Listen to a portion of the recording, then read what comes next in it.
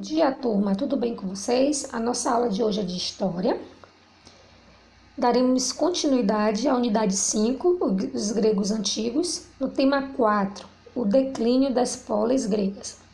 Mas antes de falar desse declínio, eu vou falar um pouquinho sobre os outros temas que nós já trabalhamos. No tema 1, falamos sobre a formação da Grécia na Antiguidade, que era um conjunto de cidades independentes.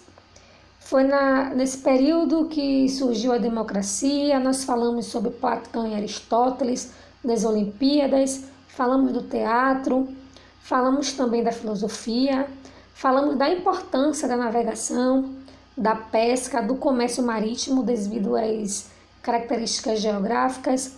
No tema 2 nós falamos sobre Esparta e Atenas, duas polis gregas, que os atenienses não eram pacíficos, eles foram à guerra sempre que consideraram necessário, sendo que a preparação militar era uma etapa importante na educação das crianças. A democracia ateniense baseava-se na noção de cidadania, meninos e meninas eram tratados de maneiras diferentes. Falamos também da Liga de Delos, que falaremos mais à frente também. No tema 3, nós falamos sobre religião, cultura, filosofia. Falamos que os gregos eram politeístas, ou seja, acreditavam em vários deuses. Os deuses gregos, eles possuíam características humanas. Falamos do principal gênero dos espetáculos teatrais, que era a tragédia. Falamos um pouquinho também da comédia. E também dos princípios da história e da medicina. E agora nós vamos falar sobre o declínio das polis gregas. Às vésperas de um novo conflito, a guerra greco-pérsica, ou também chamada de guerras médicas, foram conflitos entre os antigos gregos e o Império Persa durante o século V a.C., ocorridos na região do Mediterrâneo Oriental.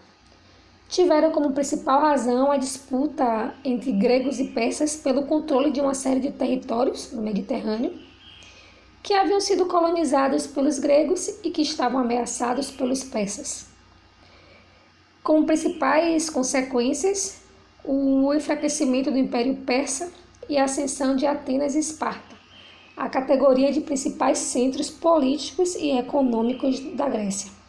Atenas, a polis mais poderosa, liderava a Liga de Delos, que foi uma organização militar formada por Atenas, que visava proteger as cidades gregas das tropas do Império Persa, combatendo a presença deles no Mediterrâneo. O objetivo da Liga de Delos não foi cumprido, uma vez que Atenas começou a usufruir de benefícios próprios, em detrimento das demais cidades gregas. Assim, é criada a Liga de Peloponeso, liderada por Esparta, que tinha como objetivo a luta contra a Liga de Delos, que era liderada por Atenas. A Guerra de Peloponeso. Disputa territorial e política entre Atenas e Esparta. Quase todas as cidades e estados gregas se envolveram ou foram envolvidas no conflito. Alguns se aliaram a Esparta, outros se aliaram a Atenas. Os conflitos realizaram-se não apenas na terra continental da Grécia, mas também na Cilícia e em Bizâncio. Essa guerra do Peloponeso ela durou aproximadamente 27 anos. Ela teve seu início no ano de 431 a.C. e só terminou em 404 a.C., quando Atenas rendeu-se a Esparta. Foi uma guerra de atritos, pois não havia tecnologia militar, progredia lentamente e com muitas dificuldades. Ambos os lados ganharam batalhas, mas no fim, como eu falei anteriormente, Esparta tirou o poder de Atenas, tomando o controle da Grécia. Uma das consequências mais drásticas dessa guerra de Peloponeso foi o extremo empobrecimento da população grega. Os pobres ficaram ainda mais pobres e foram os que mais sofreram. A liderança de Esparta durou pouco tempo, porque fragilizada com muitos anos de guerra, em 371 a.C., eles foram dominados pela cidade-estado de Tebas. Em seguida, os persas eles retornaram ao domínio das polis gregas na Ásia Menor, porém foram derrotados pelos macedônicos, comandados pelo rei Filipe II. Nisso, os persas eles saíram derrotados e foram expulsos, porém Filipe II ele morreu em confronto, deixando o trono para seu filho Alexandre. O Império de Alexandre da Macedônia. Alexandre, alguns podem conhecer como Alexandre o Grande, foi filho de Filipe II. Ele se destacou desde muito cedo por sua capacidade de liderança. Na sua infância, ele teve como tutor Aristóteles, que ensinou-lhe retórica, literatura, estimulou o interesse dele pela matemática, pela ciência, medicina, filosofia.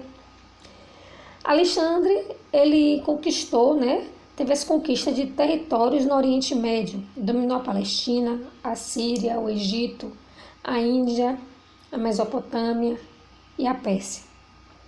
Fundou novas cidades e, para unificar suas conquistas, muitas dessas cidades da quais se chamaram Alexandria em sua homenagem. Essas cidades elas eram bem situadas, bem pavimentadas e contavam com bom serviço de abastecimento de água. A cultura helenística refere-se à época da história da Grécia Antiga, em que Alexandre, o Magno, Alexandre o Grande, ele expande o território, ou ele expande o império, e conquista parte da África e Egito. Esse período é marcado por conquistas territoriais e também pelo desenvolvimento cultural e artístico.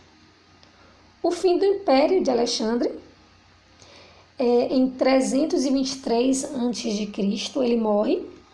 Até hoje não se sabe ao certo. Em alguns materiais vocês vão achar que ele morreu de malária, outros vocês vão achar que ele morreu de febre. Ele morreu jovem, com 32 anos. Seus generais começaram a disputar o poder entre si.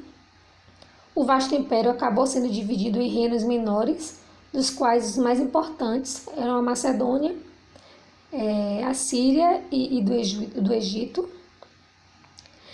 Por ter morrido ainda jovem, e sem derrotas, muito se especula sobre o que teria acontecido se Alexandre tivesse vivido por mais tempo. Se tivesse conduzido suas forças na invasão das terras a oeste do Mediterrâneo, provavelmente ele teria alcançado sucesso e, nesse caso, toda a história da Europa Ocidental ela poderia ter sido completamente diferente. Encerramos aqui nossa aula. Além dessa explicação, eu vou enviar alguns vídeos para vocês sobre Alexandre, sobre essa questão da Guerra de Peloponeso. Bons estudos e até a próxima aula.